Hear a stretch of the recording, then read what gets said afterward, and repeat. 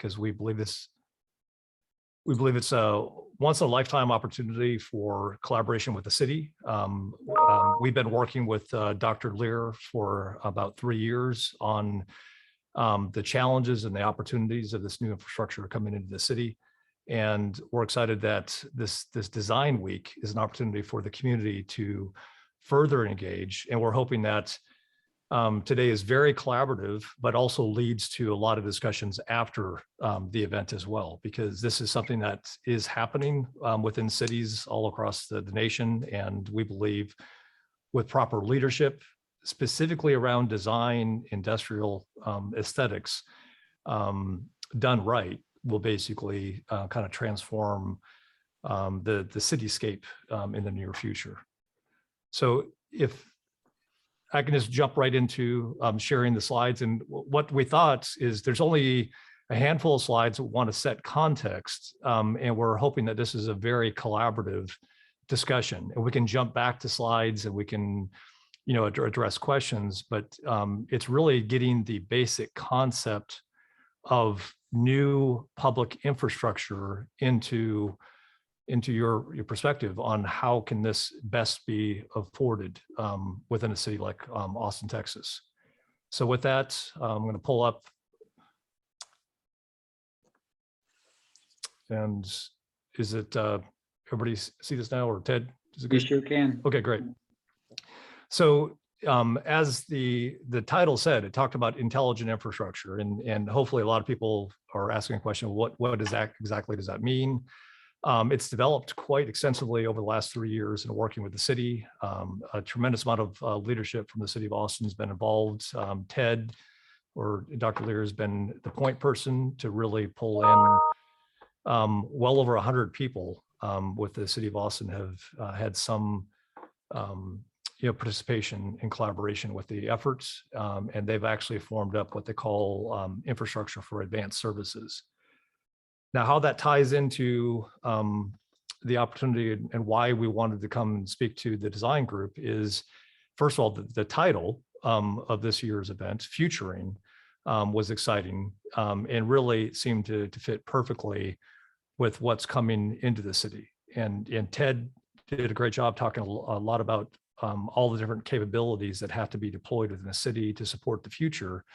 And this is an opportunity for new industrial design and leadership around what do we want this to look like will be able to be led by a city. And when we talk about infrastructure, I thought it'd be best to kind of talk about what is infrastructure and what has it been in the past. And if you look at everything we've kind of taken for granted around us in our lives today, was predominantly built around a utilitarian function, meaning that we wanted to get water, rail, roads, electric, and radio towers into society to basically deploy a service or some type of function into the industry. Well, what's very different about this future is these things were all mass scale and basically took place in a lot of cases, trying to they happen at a more of a macro scale. This next level is all about being up close and personal, and it's actually going to be on sidewalks, and it's going to be something that we see daily for quite some time as it gets incorporated into the city. And we'll talk more about what does this look like in a second, but what's exciting about the opportunity of working with Austin is Austin has already been leading the charge. So Austin has taken a leadership role in passing many types of resolutions to engage for things like smart city or advanced mobility, climate protection, or other type of technology that can provide resilience. So we're in a very unique city that can actually lead the nation with how this new architecture gets built out. And I think it's up to all of us working together to make it an effective solution that meets today's needs, but also the needs well into the future. The other exciting thing is the city already has multiple programs that align and will be taking advantage of this new infrastructure to provide a more sustainable and more responsive city to all citizens. And if you have not taken the time, the Strategic Direction 2023 is a good document to talk about or just to review what the city of Austin has been pushing forward. So on to intelligent infrastructure. I think all of us have heard many things about broadband and 5G and intelligent transportation systems, and all the type of AR, VR applications that are becoming front and center in the national spotlight. All that relies on densification of technology within a city. The problem with that is, as Ted said, right now it's being done under really no structure and no design elements as part of it. And all of us have seen things like this. This is actually happening to every city across the nation today. And it's basically creating an immense amount of blight that's basically strapping, bolt, or attaching devices onto a city that are vital to provide us better communication, better services, and better climate control, and provide that resilience that the cities need as we continue to expand. But done this way, is creating a tremendous amount of tension with communities and people not wanting to see this type of blight within a city. And just to point out that it's already happening, this is just one street in Austin. And if you start looking at some of these streets, it'll start popping out to you on technology that was not there just 5 years ago, and now is getting more and more layers attached to poles and other type of structures across the city. There has been no way of actually making this look good and making it aesthetically pleasing. And that's where I think the city of Austin and the leadership from the design industry can really come in and really change the entire paradigm of what this future looks like. Because the last thing we want to do is lead into this future. And so this is our real cities in the United States in the 1920s and 30s, during the explosion that took place with the telecommunications and the electric grid. And we kind of laugh at this like, oh, that'll never happen again. But yet, if you look on the left, this is before 5G, this is before the advanced transportation devices and before all the other technology that's being deployed. So we are very much racing towards the same future if we do not find a way to design a better way and make this something that we really, as communities, want to embrace, because we want to see a future that provides better community services. And that's what led to, in working with many industry partners, there's now over 160 partners that are involved with the Autonomy Institute, many city, state, federal agencies involved. And the concept that developed out is what are called public infrastructure network nodes, what we call intelligent infrastructure. And the best way to think about that is changing the paradigm where we're talking about a new asset class, or a simpler way of saying it is a new condo that could be installed across the city that is not built for people, but it's built for electronics that will be deployed to support all these advanced services. So the pin, you think of it, it looks like a lot like a pole, but it doesn't have to be. In fact, there's already been discussions with the city where on certain blocks, it could look like a guitar or a cello or other types of artistic structures. But the underneath, or the skeleton of it, is all the same, supporting the different devices that will be deployed within a city. And the last screen I'll show is this is the types of services that PINs will serve. Number one, with this infrastructure deployed across the entire city, it basically addresses broadband for all, not just being put in West Austin or North Austin, but everywhere.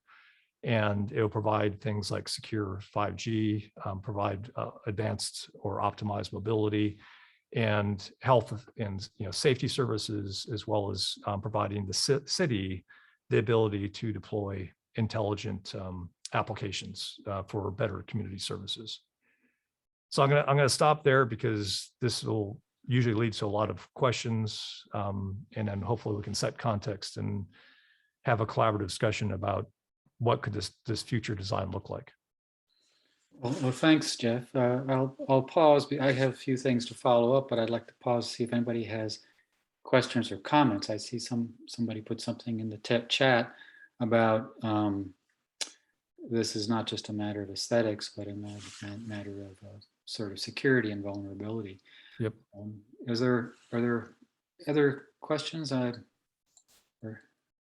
Oh, yeah, I've noticed that. Jeff, you mentioned the word pin, and okay, pin, those poles, those towers, those nice looking towers, or at least not ugly looking towers that where you saw on the slides, those are pins. That's a public information network node.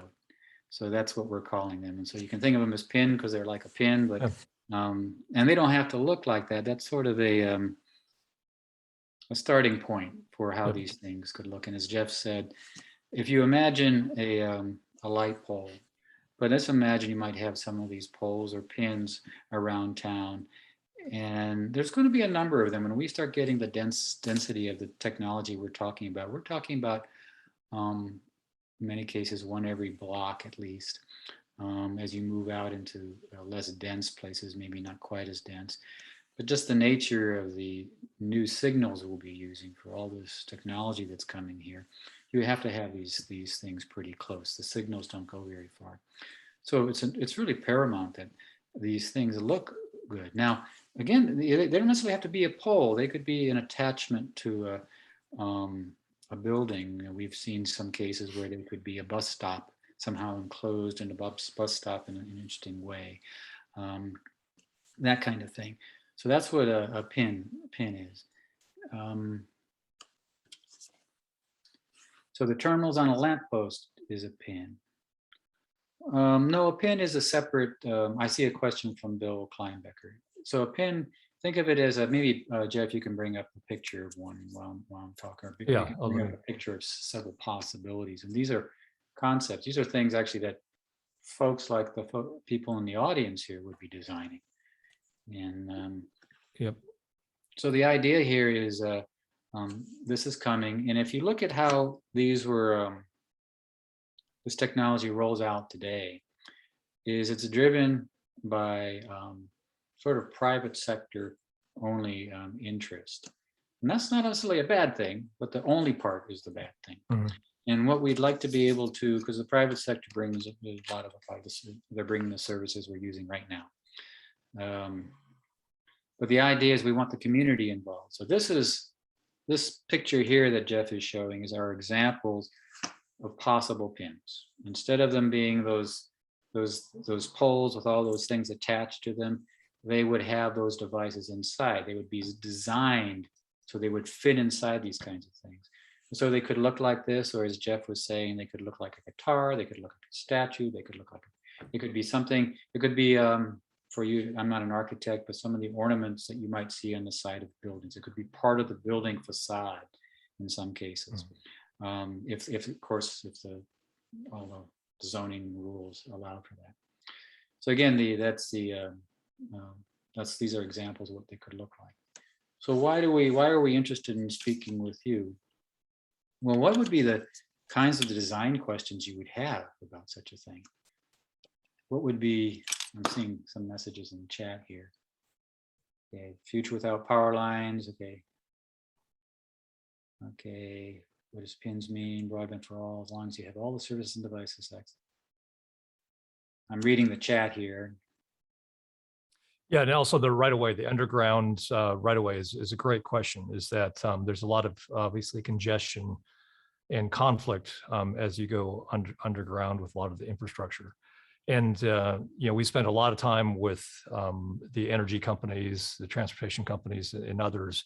And if you think about it, in a lot of ways, this will be consolidating a lot of the technology that's already on the sidewalk. So this is an example of Lavaca and 15th. If you go drive down there, you'll see there's a silver cabinet which houses the transportation systems to basically control the stoplight.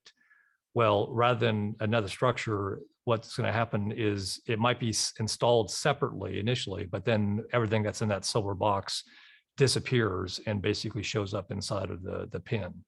And even things like the light will be commandeered by the pin, and things like AT&T, T-Mobile, Verizon, others to deploy their antennas will all show up in a unified pin. So the whole goal is to leverage assets that already exist and over time clean up the streetscape and greatly simplify and consolidate as more and more comes into the city. Okay, thanks, Jeff. There's a few more questions here. One of them has to do with the Eastern Crescent, and I'll read that and I'll go through these.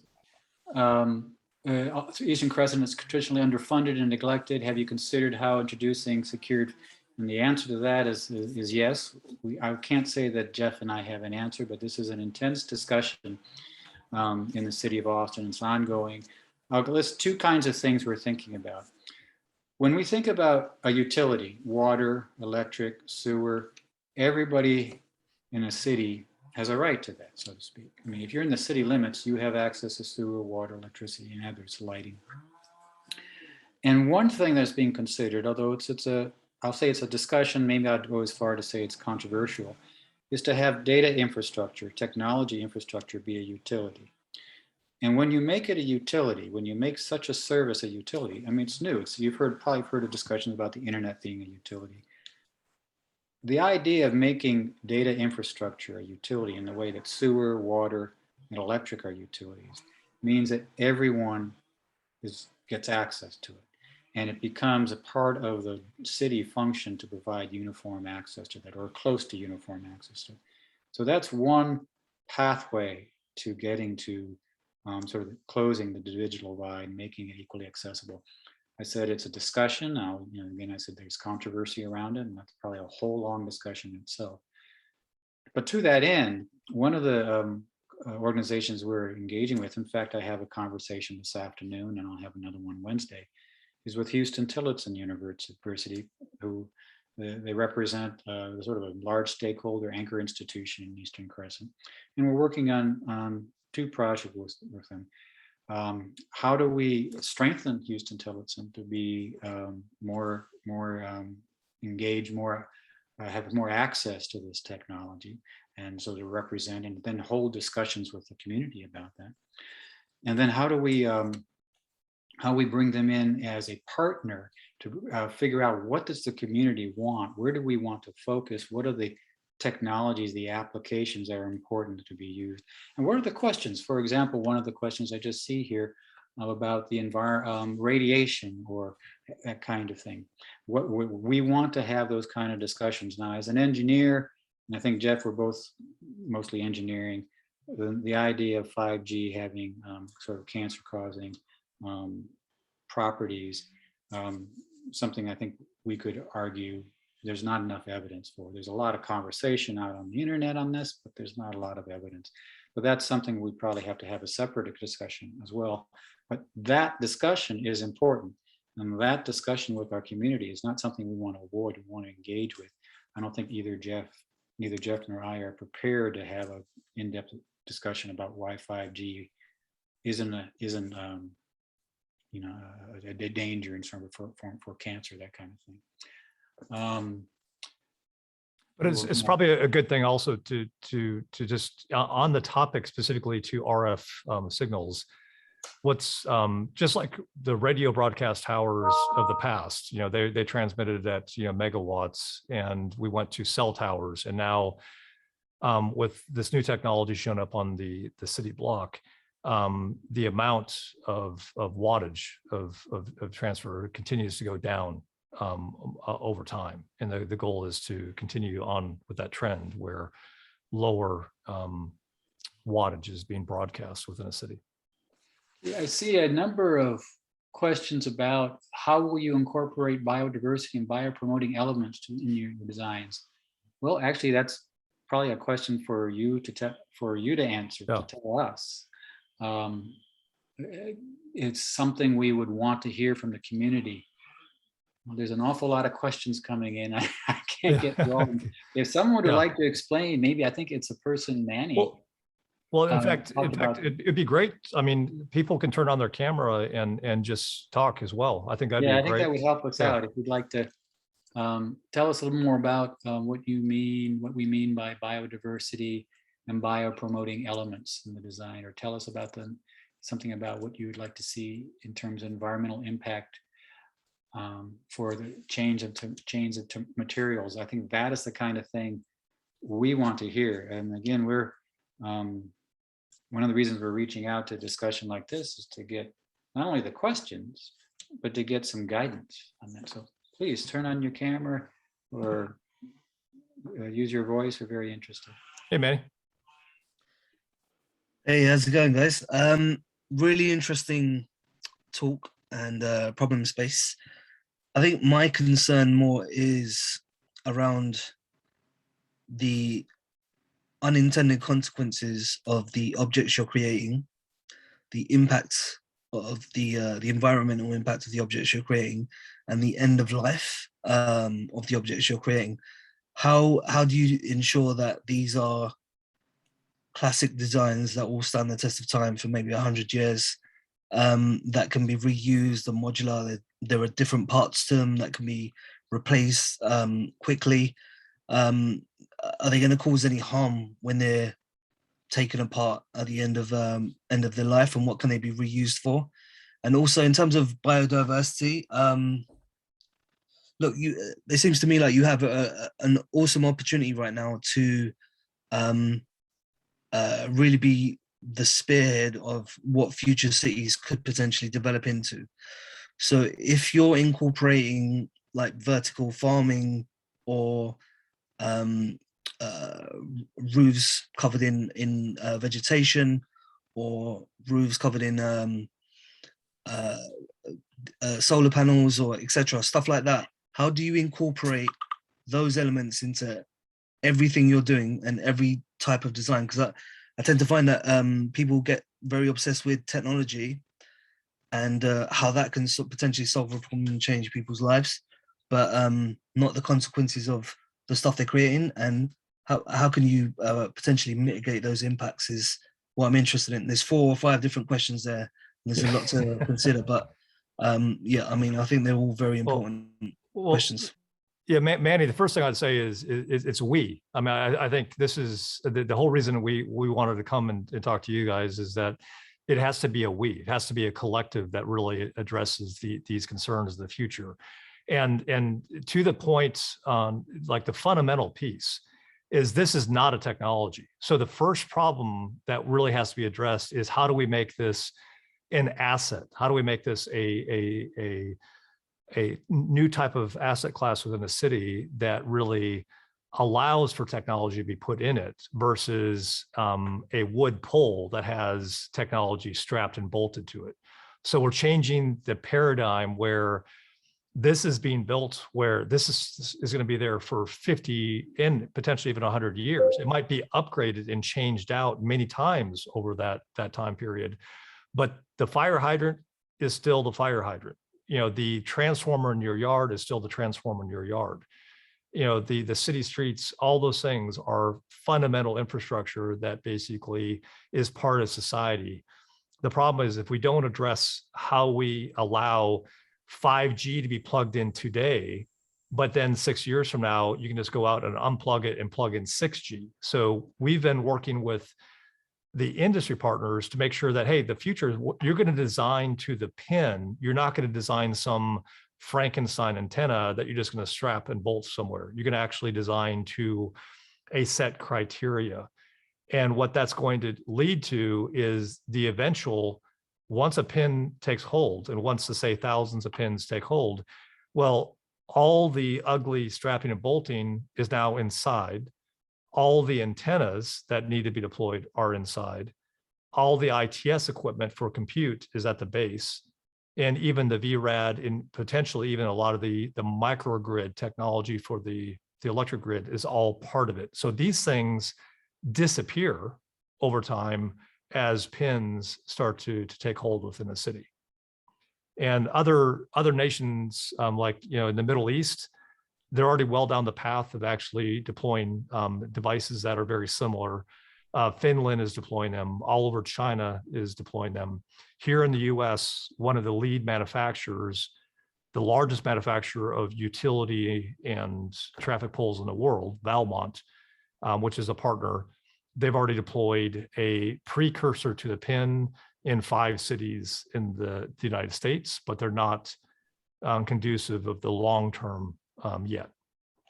And if I follow up for, if I may, Manny, with Jeff's point, let's think about what there's a lot of technologies, a lot of situations have had unintended consequences. The automobile has unintended consequences. Who'd have thought of rush hour perhaps 100 years ago, 120 years ago? The interstate highway system, unintended consequences. The internet, of course, has globs of unintended consequences. Social media has unintended consequences. This came around 12 years ago. It's changed the world, unintended consequences. Good consequences, bad consequences. So you can't anticipate all the unintended consequences, but you want to put in a framework, societal framework that deals with them. We're going to have bad unintended consequences. We're going to have good ones.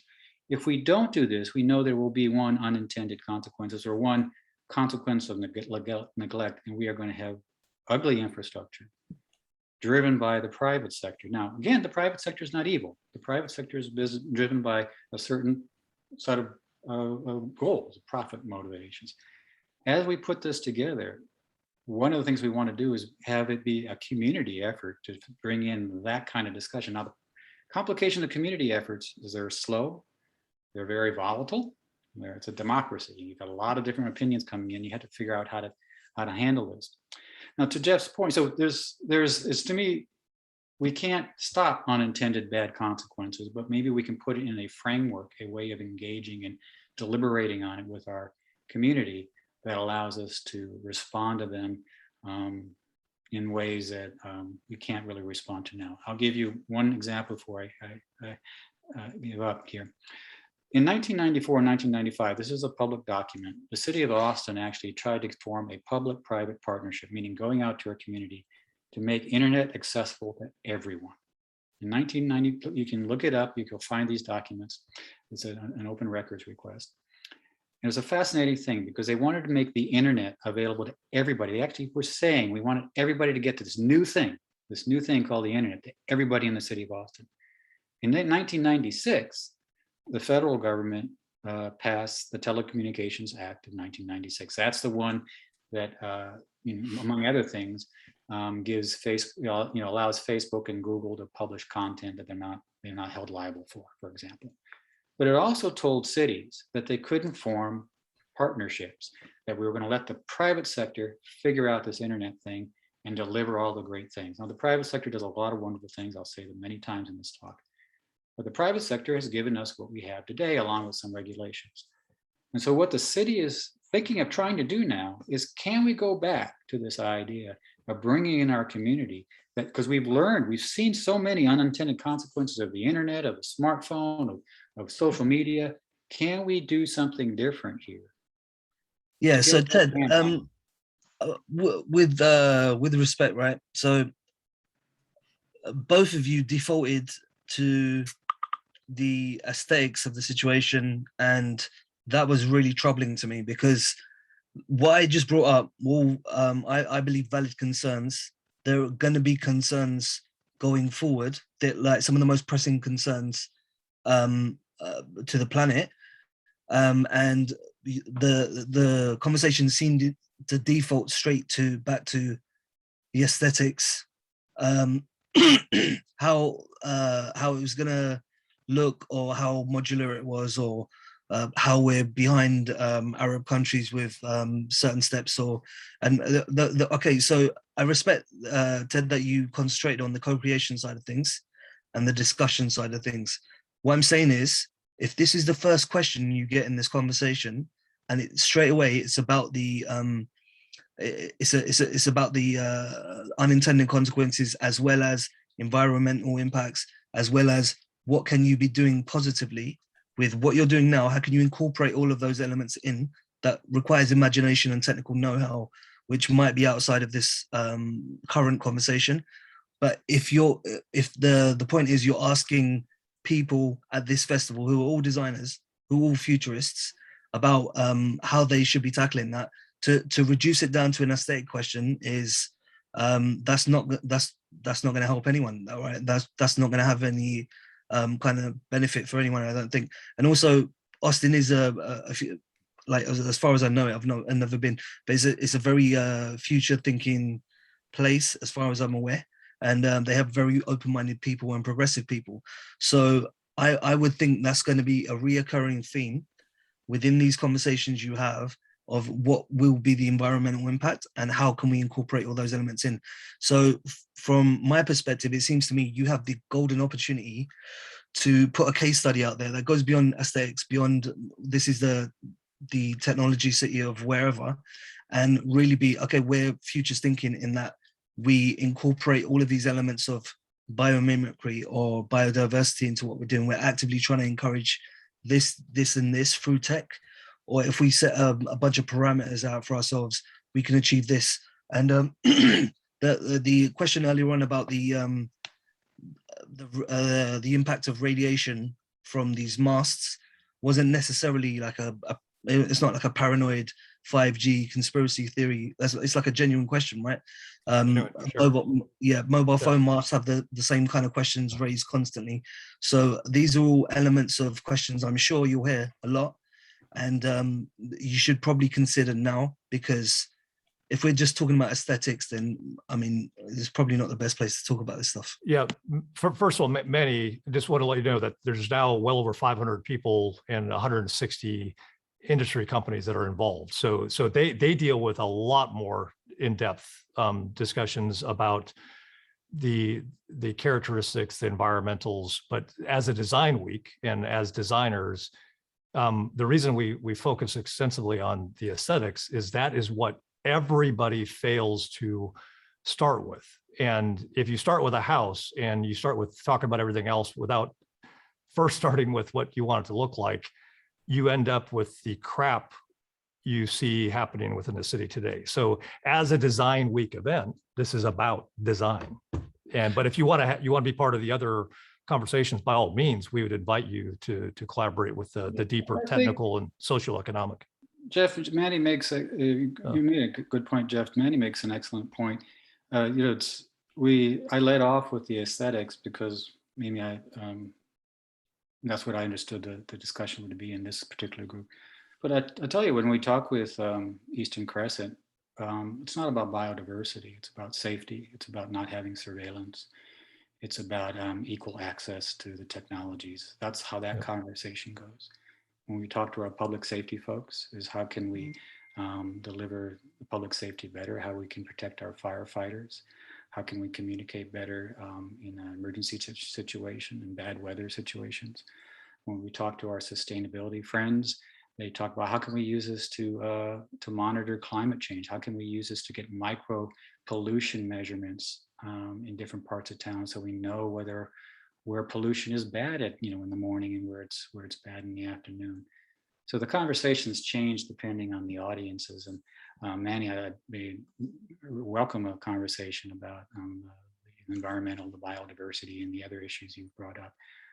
I hadn't been prepared for that in this discussion, but it's an excellent point.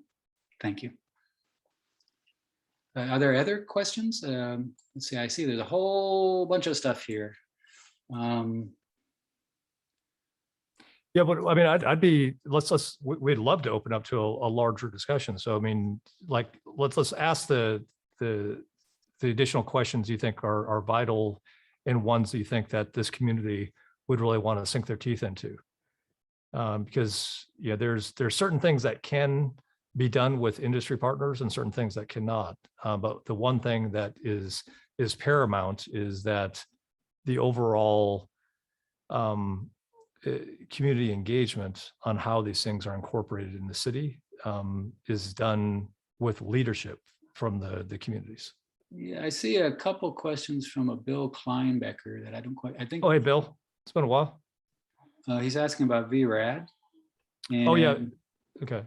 and then Yeah. he's also talking about a citizen ban. I'm not sure what I'm. Yeah, it was, yeah, CBRS. So VRAD is those are in that picture. It's kind of showed the white boxes you'll see in your neighborhood. Those are the video access devices for companies like AT&T, sometimes Spectrum and others providing services into the community. Citizen band radio. The reason that the PIN became paramount and something that the federal government, states, and cities are embracing is. If we go forward as it is today, AT&T, which is the only company that's really deployed small cell in Austin with those silver, those boxes at the bottom of a cell tower or at the bottom of a traffic light, T-Mobile will want to do the same thing. Verizon will want to do the same thing. Dish will want to do the same thing. So what you end up with is everybody putting their own bent metal or whatever device they had to put to be able to get that service activated. And now if you throw on Wi-Fi and things like CBRS, which is allows cities to actually enable communication networks in the city on their own, it just, once again, even more antennas that will be deployed independent from the carriers.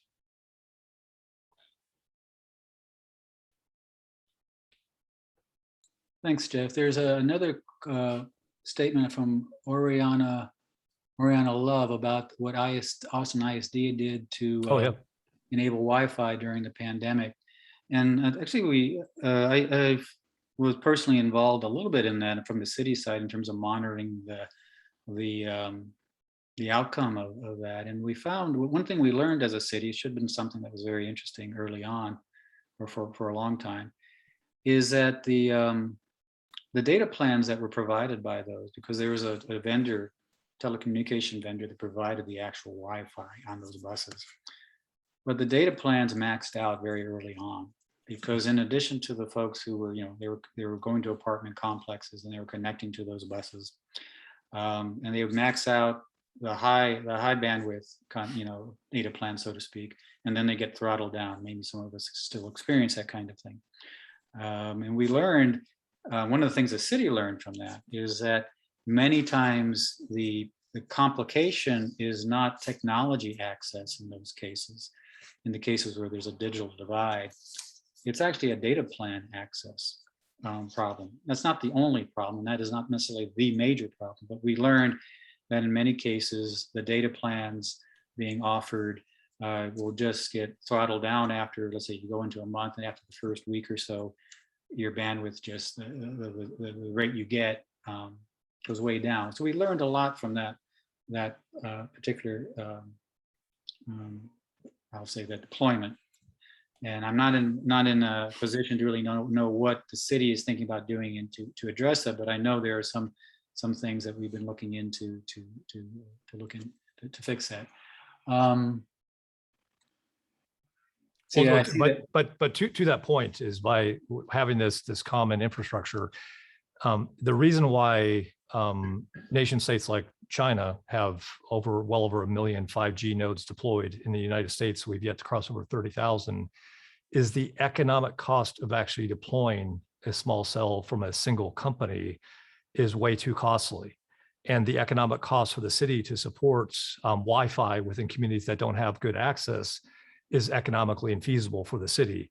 Yet by having common shared infrastructure for both public and private, you overcome the economics, and you're able to support a public-private partnership that sustains $150 million, potentially even private investment, to deploy that infrastructure everywhere, not just in the nice areas of the city that they want to invest in.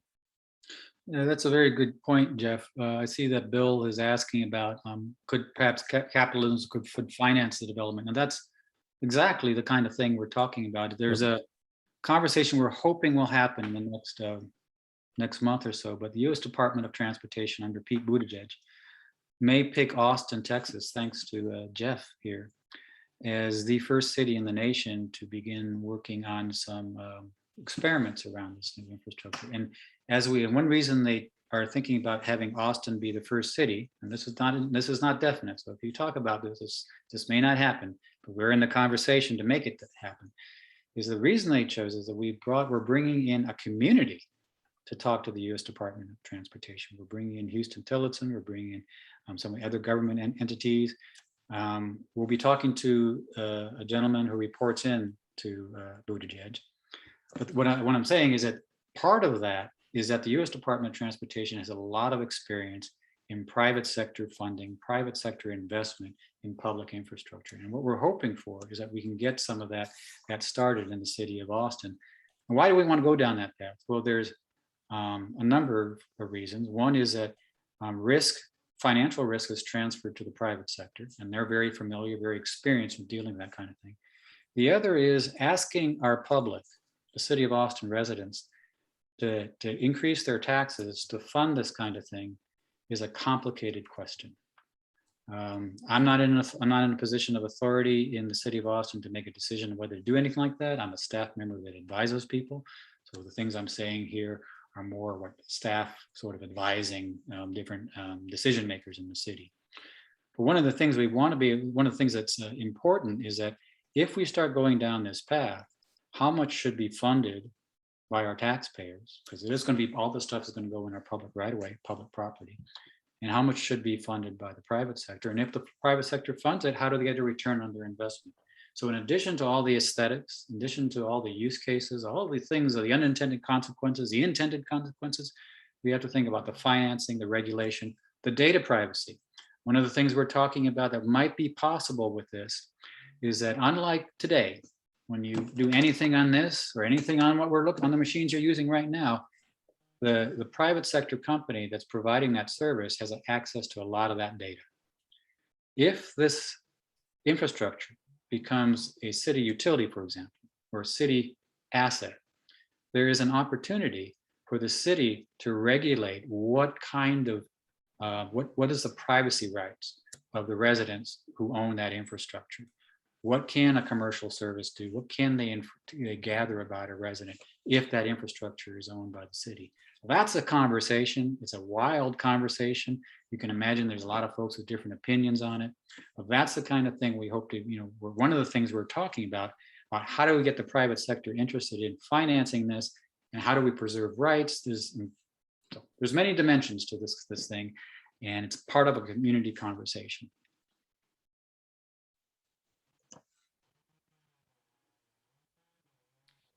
Well, I will assume that compared to most Austin Design Week topics, this is one that's probably off the beaten path, but we're hoping that it's exciting and one that people want to follow up and continue the collaboration, because it really does come down to a lot of leadership on the overall technical design, the industrial design, the aesthetic design of how this can be incorporated within cities. So Jen, you said this is a creative can of worms of conversations. Well, I hope that's a good thing. Rami, you've had your hand up for a while, and I guess I didn't realize that. Rami, would you like to ask a question? Yep, I just raised it actually. So it wasn't, luckily we don't actually physically hold them up, so I guess that's a good thing.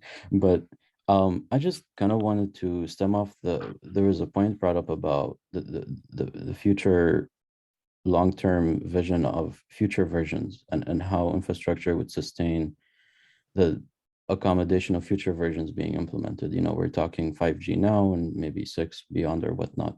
But I think it's probably important to realize and ask, what are we really using this technology for, and how is our life changing based around that?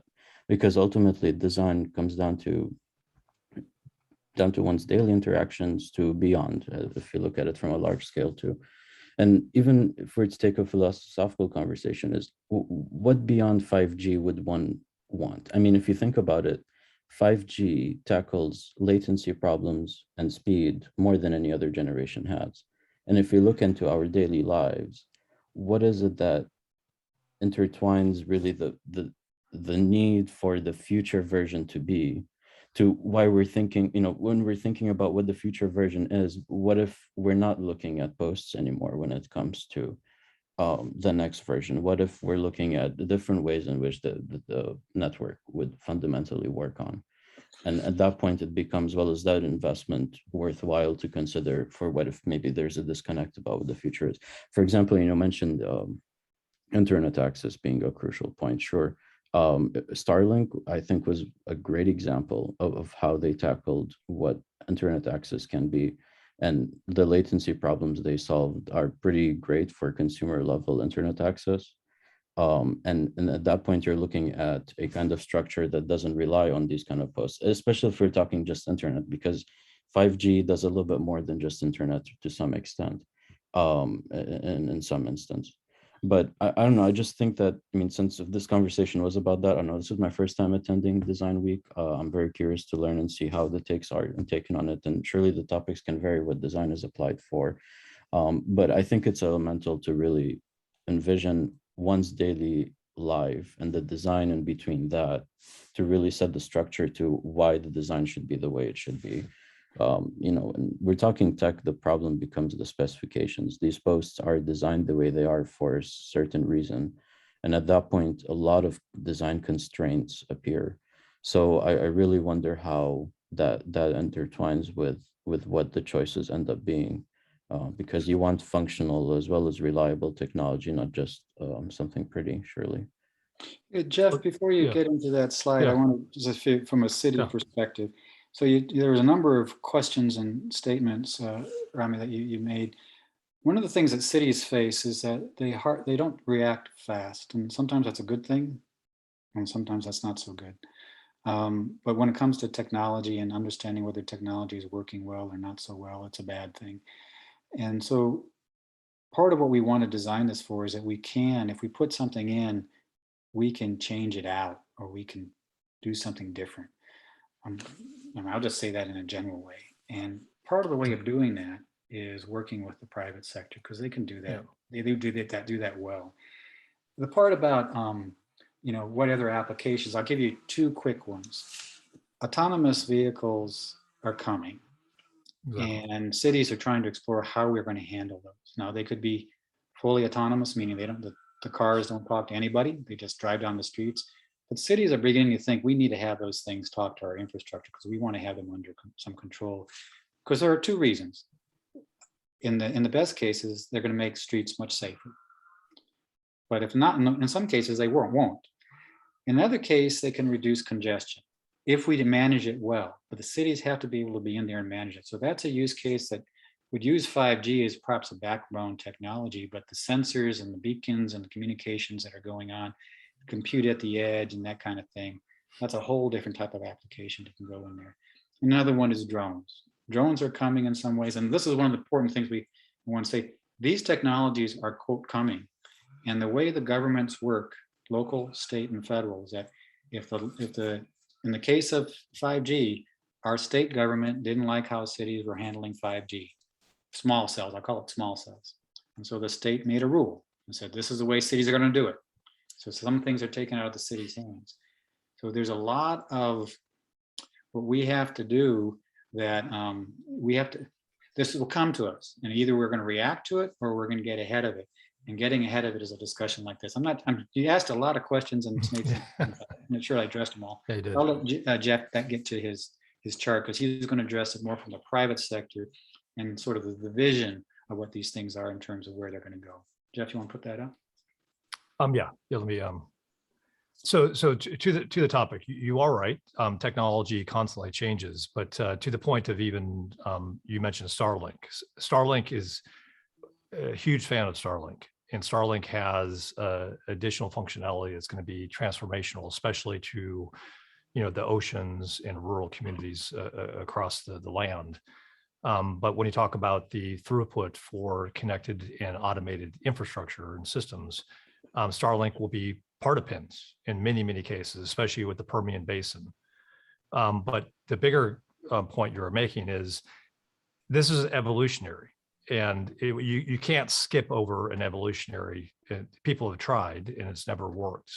So we've gone from broadcast towers that covered an entire city to now cell towers, where City of Austin alone has thousands of cell towers, and we're now moving down to the sidewalk. And I just challenge you, if you start driving around and look at every single intersection across the city, you'll see a massive amount of devices already deployed.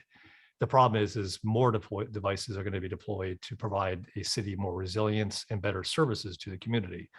So if we don't get ahead of that, to Ted's point, it's going to be done unto us versus to the benefit of us. And that's where leadership and collaboration take place. Thanks, Jeff. It looks like we're just about out of time. And I'll speak for, well, I'll say thank you. The questions were very good. They were tough. And those are the kind of questions I like to have. Prepares cities for working with our community. But thank you very much, Jeff. I'll let you have the closing words. How's that? Oh, no, it would be great to see if there's any other last questions or comments. Or I see something from Tammy. Hi, everybody. Sorry, I'm commuting. It's design week, so I'm sitting here at the ACC community college, getting ready to go into the next one. But I just want to introduce myself and say I love this conversation. Like I said, my name's Tammy Dumond, and I have a new company here in Austin called Chronica, and I create biological business models. And the first part of that is tackling issues in the community and how we can do that as a community. And so I've been working on projects, and especially directed towards food, because I do industrial biomes, industrial microbiology, and food safety and all that kind of stuff. And plus I owned my own laboratory that did food and air testing and chemical manufacturing for like 17 years prior to coming to Austin. So I got to come here, and I just want to say that first of all, I love this kind of forum. You guys are in the right direction of those, but I just want to let you know that there's companies out here that are forming, that are ready to kind of tackle these big issues. And I want everybody that's, that's in the meeting, that are like even just thinking that they don't know if they have a purpose yet to solving these big issues, that you do, that Absolutely. These are the first steps into doing that. And it's you, we need you to do these things. So that's why I'm here too. So I just wanted to, say that I appreciate, and even though I'm not into the specific item at hand, even though it's a very good topic. And I think that's a perfect one to bring up in Design Week. That's great. And I not only bring in science, technology, engineering, but I also bring in arts and mathematics into my business model solutions. So I'm glad that everybody's incorporating art, because art is an expression of what we look to our artists to see what the expression of our future is. And Yep. We both science gets inspired by art, and back and forth the same way. So I appreciate everything. And I am looking for, and I'm looking for, I'm definitely targeting for some new vertical farming and stuff here in Austin, and some new eco-industrial park ideas. So Great. Thanks, guys. I appreciate it. Thank you. Thank you very much. And thank you, David, Thank you, David. for Design Week, for hosting us, and looking forward to continuing the conversation. Appreciate it. Well, thank you. And I look forward to anybody that wants to reach out. Have a great day.